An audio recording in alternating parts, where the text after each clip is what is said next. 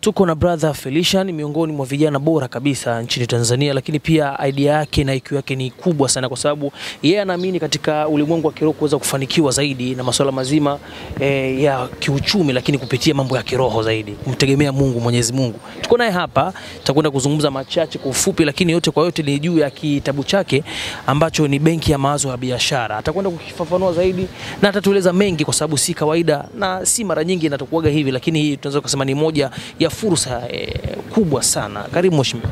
Aisee, nashukuru sana. Kwanza wale yote kabisa niweze kufly na kuweza kuwashukuru kwa nafasi hii. Basically kwa majina ninaitwa Brother Felician, ni mtumishi wa Mungu ambaye pia ni moja kati ya watoto wa kiroho wa mtumishi wa Mungu Nabii Prophet Hubert Angel. Lakini zaidi ya yote pia mimi ni mwandishi wa vitabu. Ni mwandishi wa vitabu. Kuna vitabu ambavyo nimeviandika. Moja kati ya kitabu ambacho nimekiandika ambacho kinafanya vizuri mpaka sasa ni kitabu cha Benki ya Mawazo ya Biashara, au kwa jina la Kiingereza The Bank of Business Ideas. Sasa hichi kitabu kimetafsiriwa katika lugha zaidi ya 50. Lakini vitabu ambavyo vinafanya vizuri sasa hivi ni kitabu cha Benki ya Mawazo ya Biashara ambacho ni lugha ya Kiswahili, na The Bank of Business Ideas ambacho ni English translation. Hichi kitabu kimeelezea mambo makuu manne. Jambo la kwanza, kitabu hiki kimeelezea mambo muhimu ambayo mtu anatakiwa kuyafahamu kabla hajaanza biashara. Lakini kimeelezea mambo muhimu ambayo mtu anatakiwa yafahamu wakati anafanya biashara. Then kuna yale mambo ambayo mtu anatakiwa yafahamu baada ya kufanya biashara. Then baada ya hapo ndo nikaja nikaorozesha mawazo ya biashara zaidi ya 10,000. Mawazo ya biashara zaidi ya 10,000 ambao mawazo ya biashara haya yamegusa sekta zote. Sekta ya elimu, sekta ya sayansi, sekta ya uchumi. Kwa maana ya kwamba ukipata hichi kitabu, kama wewe ni mpenzi wa sekta ya kilimo, nenda kwenye sekta ya kilimo, utakutana mawazo ya biashara ambayo yapo katika sekta ya kilimo. Kama ni sekta ya biashara, sekta ya viwanda, sekta ya madini, sekta ya uvuvi, kuna mawazo ya biashara yote.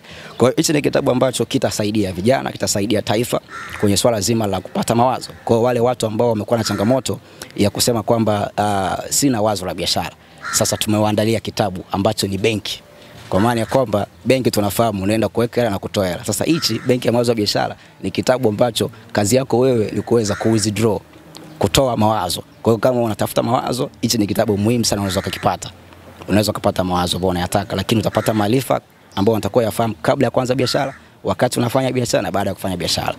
Yes. So wewe uliona nini mpaka ukaamua kufanya hivi, yani kuja na wazo hilo moja kwa moja direct benki ya biashara? Uliona nini kwa vijana? Uliona nini katika jamii? Uliona nini katika society nzima? Hususan kwa sababu mimi naamini kitabu hichi kinaweza kutumika hata sehemu mbalimbali licha hata Tanzania. Yes. Actually siku zote unapofanya kitu kuna jambo ambalo unalilenga, kwa maana ya kwamba unaangalia tatizo katika jamii. Sasa mimi nilikaa nikaona Tanzania au taifa au ulimwengu kwa ujumla ina changamoto moja, kwa maana ya kwamba tumekuwa na watu ambao wamekuwa wakipata wakati mgumu katika swala zima la kufanya biashara. Utasikia mtu anasema nina milioni 50, sijui nifanye biashara gani. Kwa hiyo unakuta watu wana pesa lakini hawana mawazo ya biashara, hawana maarifa. Na jambo lolote, msingi mkubwa katika biashara ni maarifa. Yes. Kwa hiyo hichi ni kitabu ambacho kitakuja kusuluhisha swala zima la tatizo mtu kusema kwamba sina wazo la biashara. Kwa hiyo hichi kitabu kitakuwa ni moja kati ya suluhisho kwa watu ambao wanahangaika kupata mawazo, maana kimeelezea mawazo ya biashara zaidi ya 10,000 katika sekta zote. Kwa kama wewe ni mpenzi wa sekta ya elimu, nenda katika sekta ya elimu utakutana na mawazo ya biashara. Kwa maana ya kwamba nenda ka withdraw, nenda katoe wazo lako, then ingia katika utekelezaji. Lakini kiujumla nimeandika mawazo ya biashara, yameorozeshwa. Hayajaelezewa kiundani. Tume highlight yale mawazo ya biashara. Lakini kama mtu akitaka kupata ufafanuzi zaidi, I think anaweza kawasiliana na sisi. Okay. Yeah. So wengi wanakuwa wanakauvivu katika kusoma vitabu. Sijajua uwasilishaji huu mkubwa, labda utatumia mbinu gani mbadala? Kwamba anaangalia hapa, umejipanga vipi? Labda kuna semina kadhaa ambazo tutazifanya au kuna kongamano lolote? Actually kwanza nipenda kusema kwamba Watanzania wajiandae kwa vitu vizuri. Kwa maana ya kwamba huu mwaka ni mwaka ambao hautakuwa tofauti. Utakuwa ni mwaka ambao ni mwaka wa kipekee sana. Maana kuna mambo mapya ambayo wataanza kuyaona, vitu vipya wataanza kuvisikia. Kwa maana ya kwamba tumekuwa tukisikia habari za kina Elon Musk kuleta teknolojia mbalimbali, kuleta vitu mbalimbali ambavyo ni vipya katika jamii. Wamekuwa wakisikia habari za kina Isaac Newton waliofanya mambo makubwa. Kwa hiyo Watanzania pia wajiandae kupokea vitu vipya. Kwa maana ya kwamba kutakuwa na mambo mapya yatakayoanzishwa, mambo mapya ambayo hayajawahi kufanyika katika taifa ulimwenguni kote. Maana hichi kitabu cha Benki ya Mawazo ya Biashara hakipo dunia nzima. Ni mimi peke yangu ambaye nimeandika kitabu cha namna hii. Ukifuatilia hakuna mtu aliandika kitabu cha namna hii, benki ya mawazo ya biashara, the bank of business ideas. Lakini vile vile pia Watanzania wajiandae, kwa maana ya kwamba nimepata muda mzuri sana, muda wa kutosha, na neema ambayo Mungu amenipa na maarifa alionipa na uwezo alionipa wa kufikiria. Nimefanya research mikoa yote, kwa maana ya kwamba Watanzania wajiandae, mwezi wa 5 tutakuja na uzinduzi wa vitabu vipya, ambacho kitabu hiki kitakuwa ni kitabu ambacho kinaitwa Fursa za Uwekezaji Kila Mkoa. Kwa hiyo kutakuwa na kitabu cha fursa za uwekezaji mkoa wa Dar es Salaam. Kutakuwa na kitabu cha fursa za uwekezaji mkoa wa Dodoma, mkoa wa Arusha. Kwa hiyo kutakuwa na vitabu zaidi ya 30, kwa maana ya kwamba vitabu vitakavyoelezea fursa za uwekezaji mikoa yote, na vitabu hivi vitatafsiriwa. Kwa hiyo kutakuwa na kitabu ambacho kipo katika lugha ya Kiswahili, lugha ya Kiingereza na lugha zingine ambazo zitahitajika. Kwa hiyo nina mpango kutafsiri katika lugha zaidi ya 50. Lakini vile vile licha kuandika vitabu, maana kuna watu ambao hawapati muda wa kusoma vitabu, tutaandaa applications kwa baadaye, kwa maana kwamba mtu anakuwa na uwezo kununua kitabu online. Lakini vile vile tutaandaa, kutakuwa na audiobook, mtu anakuwa anasikiliza. Kwa hiyo tumetengeneza vitabu ambavyo vipo katika maeneo yote. Kwa hiyo kutakuwa na hard copies, watu watakaotaka hard copies, watu watakaotaka soft copies, kutakuwa na applications, lakini kwa sasa hivi vilivyopo ni hard copies. Soft copies wajiandae, kuanzia mwezi wa 6 vitaanza kuwa vinapatikanika. Yes, kwa hiyo ni washauri tu vijana ya kwamba waache uvivu. Maana siku zote mafanikio yanahitaji watu ambao wako serious, watu wanaojituma, watu ambao wana uwezo wa kusoma. Maana maarifa katika ulimwengu huu sasa, maarifa mengi yamefichwa katika vitabu. Kwa hiyo vijana ni washauri wa Kitanzania, huu ni muda wa kuamka. Kwa maana ya kwamba tunatakiwa tuweze kujituma katika kusoma vitabu. Maana leo hii unaposoma kitabu cha Mo Dewji ni sawa sawa umeweka appointment na Mo Dewji katika eneo moja. Kwa hiyo ukisoma vitabu ni sawa sawa umepata maarifa ya yule mtu. Kwa hiyo Watanzania vijana tuamke. Tuache uzembe, tuache uvivu, tujitume, tusome vitabu. Maarifa mengi yamewekezwa katika vitabu. Yes, kwa hiyo kuna vitu vikubwa ambavyo vijana wa Kitanzania wajiandae. Lakini vile vile kuanzia effectively, kuanzia mwezi huu wa 4 tarehe 1 tutaanzisha program, seminar maalum zitakazozungumzia swala la fedha. Kwa hii program itakuwa inaitwa The Money Class. Yes, The Money Class. Kwa hiyo unapozungumzia The Money Class, unazungumzia darasa la pesa. Kwa hiyo itakuwa ni darasa ambalo vijana watajifunza swala zima la pesa. Maana leo hii vijana wanapambana, wanatafuta pesa katika namna ambayo sio sahihi. Huwezi ukatafuta kitu ambacho hujui kinapopatikanika. Lakini vile vile huwezi ukapambana na adui ambaye umfahamu. Ukitaka umshinde adui, inakupasa umfahamu adui, ujue nguvu yake na udhaifu wake. Kwa hiyo katika swala zima la pesa, vijana wengi wanatafuta pesa kwa sababu hawana maarifa, hawajaijua vita ya utafutaji. Kwa maana ya kwamba hawana maarifa ya pesa. Leo hii ukimuuliza kijana pesa ni kitu gani, utapata majibu ambayo ya kushangaza sana. You see, kwa hiyo ni darasa ambalo litawasaidia vijana kupata maarifa katika swala zima la pesa.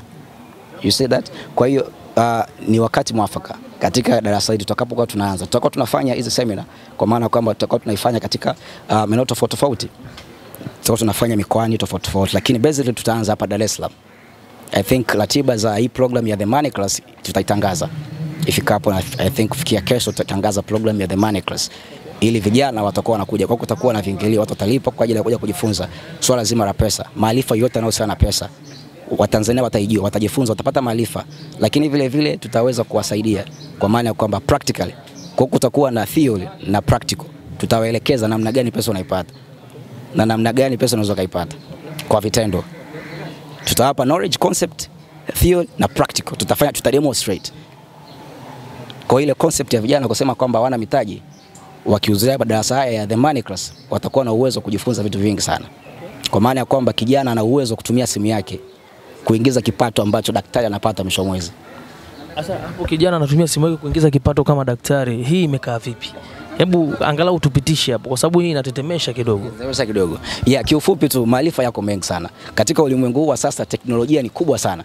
Kwa hiyo kijana una uwezo kutumia simu yako kuweza kujiingizia kipato ambao unaweza kaingiza kipato cha shilingi 1.5 milioni kwa mwezi, ambao 1.5 milioni ni daktari anapata, daktari wa kawaida. Kwa hiyo kupitia simu yako tu una uwezo ukajitengenezea mtaji. Sema vijana ni wazembe, hawataki kujifunza vitu. Wanawekeza muda mwingi katika mambo ambayo si ya maana. Kuna maarifa mengi sana katika ulimwengu huu. Kwa mfano leo hii nikikwambia kwamba una uwezo ukaongea na mtu ambaye anyway, hii naomba nitalizungumza siku nyingine, lakini kuna maarifa mengi sana ambayo unaweza kujifunza. Kwa maana ya kwamba una uwezo umewahi kusikia kitu kinaitwa time traveling. Yes, hicho ni kitu ambacho kipo, ni halisi. Una uwezo ukaenda future, ukarudi tena past, ukaona mambo yanayofanyika. Kwa hiyo haya ni maarifa ambayo yapo. Kwa hiyo kuna maarifa mengi sana. Ogopa sana kuishi maisha ambayo hujui ulikotoka na kwa nini uko hapa na unaenda wapi. Hiyo ndio changamoto nyingi tunakutana nayo Watanzania na watu kiujumla katika ulimwengu. Hatujui tulikotoka na kwa nini tuko hapa duniani, na tupo kwa muda gani, na tunaelekea wapi. Umeona? Yes, kwa hiyo jambo la msingi sana, vijana lazima waweze kuwekeza muda wao, katika kujifunza, kupata maarifa. Lakini zaidi ya yote, vijana waweze kuwekeza muda wao katika swala zima la kujitambua wao ni akina nani. Maana kitu kinapotengenezwa, kile kitu kinatengenezwa kwa lengo maalum, kuja kutatua tatizo fulani. Ukiona simu imetengenezwa, kabla simu haijatengenezwa kulikuwa na tatizo. Kwa hiyo simu ilitengenezwa ili ije itatue tatizo. Kwa hiyo wewe ulipotoka duniani hapa, kuna kusudi maalum, kuna tatizo fulani unataka uje usuluhishe hapa duniani. Kwa hiyo vijana tujitahidi kuweza kuelewa ni vitu gani ambavyo tuko navyo. Kuna vijana ambao Tanzania hapa. Tena kwamba kitu kimoja. Wa Tanzania Mungu ametubariki. Vijana wa Kitanzania ni vijana ambao wana uwezo. Ni vijana ambao wana maarifa, wana vipaji. Changamoto ni moja. Tunajisahau, vijana wamejisahau, vijana wamelala. Kwa hiyo niwaambie kitu kimoja. Vijana wa Kitanzania, huu ni muda mwafaka na suluhisho limepatikanika.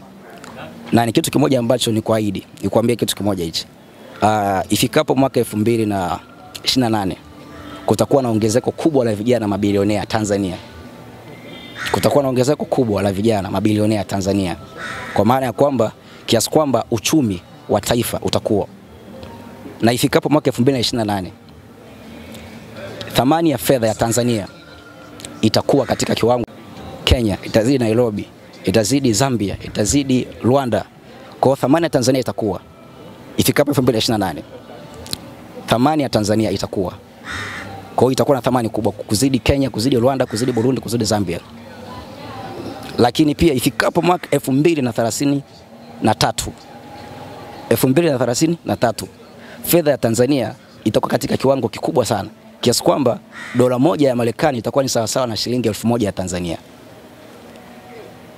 Na hivi ni vitu ambavyo tutavifanikisha na nitavifanikisha.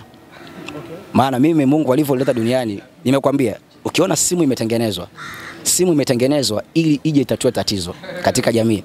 Kwa hiyo Mungu alivyoniumba mimi, aliniumba na package ya maarifa ya kisayansi, maarifa ya mambo ya kiuchumi, mambo ya kifedha. Maarifa yote yanayohusiana na masuala ya fedha niko nayo. Kwa hiyo vijana wajiandae kupokea maarifa. Vijana wajiandae kuamka, maana nitawaamsha vijana waliolala. Lakini vile vile vijana wa Kitanzania wajiandae. Mwezi wa 6 kuna kitu ambacho tutakwenda kufanya. Ninaenda kuandaa event ya kitaifa ambayo haijawahi kufanyika duniani. Event ya kitaifa. Hii event tutakayoifanya mwezi wa 6 itakuwa ni event ambayo tutaizindua hapa Tanzania, lakini tutaipeleka nchi zingine. Kwa maana ya kwamba hii event itakayofanyika mwezi wa 6 itakuwa ni moja kati ya event itakayokuja kusuluhisha swala zima la ukosefu wa ajira kwa vijana. Kwa maana ya kwamba hii event itakayofanywa mwezi wa 6 itakuwa ni event ya kitaifa. Na namuomba Mungu tu anipe neema, tutafanya utaratibu wote unaotakiwa kufanyika. Nimuombe kiongozi wetu Mheshimiwa Rais, nitatamani sana katika event awe mgeni rasmi. Yes, kwa hiyo itakuwa ni event ya kitaifa ambayo haijawahi kufanyika. Ni kitu kipya duniani. Ni event itakayoifanya. Kwanza, hii event itafanyika katika ukubwa ambao sio kawaida. Tutaifanya kwa maana ya kwamba itakuja kutatua tatizo la vijana kukosa ajira. Vijana kulalamika hawana mitaji. Maana hii event ikishafanyika, vijana swala mitaji haitakuwa tatizo. Maana tutakuwa na nafasi nzuri ya kutoa mitaji kwa vijana. Kwa maana ya kwamba itaandaliwa budget ya shilingi bilioni 10 kila mwaka kwa ajili ya kuwezesha vijana kupata mitaji. Yes, kwa hiyo vijana wa Tanzania wajiandae. Tanzania mpya inakuja. Ninaposema Tanzania mpya inakuja, nimeiona, maana nimekuweko. Ninapozungumzia habari za mwaka 2030, mwaka 2035, nimekuweko, nimeona future. Kwa hiyo vijana wa Tanzania wajiandae kupokea vitu vipya. Kwa maana ya kwamba kutakuwa na mwamko, kutakuwa na vijana wataanza kufanya uzalishaji mkubwa. Vijana wataanza kufungua makampuni makubwa ya kitaifa. Vijana wataanza kufanya uwekezaji ndani ya taifa na kuleta maendeleo. Kutakuwa na viwanda vya simu Tanzania. Na hii kitu itaanza kufanyika, utaanza kuviona. kuanzia mwaka 2027 utaanza kuviona vitu vinaanza kufanyika. Vijana wa Kitanzania wakianza kuja na mawazo ya kufungua viwanda vya kutengeneza simu Tanzania. Kwa kiufupi, vijana wajiandae kupokea vitu vipya katika taifa. Yes. So kwa ulichokiongea watu watakuwa na kiu sana, the way ambavyo unavyopatikana, lakini pia kwenye mitandao ya kijamii unatumia nani, lakini pia na hiki kitabu ambacho ni Benki ya Mawazo ya Biashara, kinapatikana wapi? Actually, kwanza hichi kitabu cha Benki ya Mawazo ya Biashara unakipata katika maduka yote Tanzania. Yes, lakini zaidi ya yote kuna namba ambazo I think tutastore ambapo Watanzania watapiga na kuweza kupata, vijana wetu wa mauzo. Yes, kwa watapata hiki kitabu cha Benki ya Mawazo ya Biashara. Kwa hiyo namba ya simu ambayo unaweza kuipata ili kupata hiki kitabu cha Benki ya Mawazo ya Biashara ni 07 67 57 75 85. Nitarudia 07 67 57 75 85. Yes, lakini pia unaweza kutufuatilia katika mitandao ya kijamii Instagram kwa jina la BFI Group. BFI Group, au kanifuatilia mimi mwenyewe katika Instagram page yangu ya Brother Felician. Yes. Basi tunashukuru sana ndugu yangu. Labda tu tutazidi kuwasiliana, lakini pia na jambo hilo pia ni vizuri pia tushiriki katika hiyo mwezi wa 6 ulivyoeleza, ili kusudi kutano. Lakini mimi ningeshukuru sana kwa sababu nimepata mengi sana na naamini kundi kubwa la Watanzania litakwenda kunufaika kwa pande zote. Asante sana mwisho. Asante, nashukuru zaidi. Lakini jambo la mwisho niweza kuongezea. Hii event tunayozungumzia mwezi wa 6. Mwezi wa 4 huu. Mwezi wa 4 tarehe za 2022, 2021 tutaconfirm tarehe. Tutafanya press conference ambayo sio ya kawaida. Press conference ambayo haijawahi kutokea. Kwa maana kwamba tutaita waandishi wa habari hapa Tanzania. Lakini sitaishia hapo. Nitaalika waandishi wa habari kutoka Kenya.